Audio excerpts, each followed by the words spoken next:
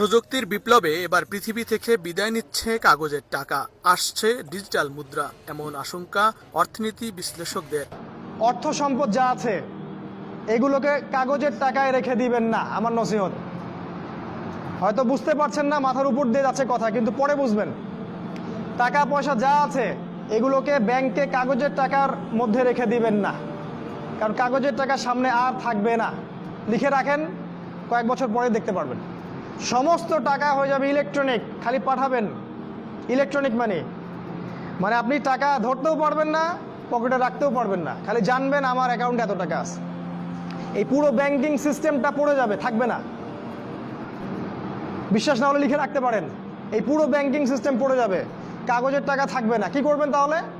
আপনি আপনার সম্পদটাকে সোনায় রূপান্তর করেন, কিছু সোনা করে রাখেন, জমায় রাখেন, রূপায় কনভার্ট করেন, এগুলোর দাম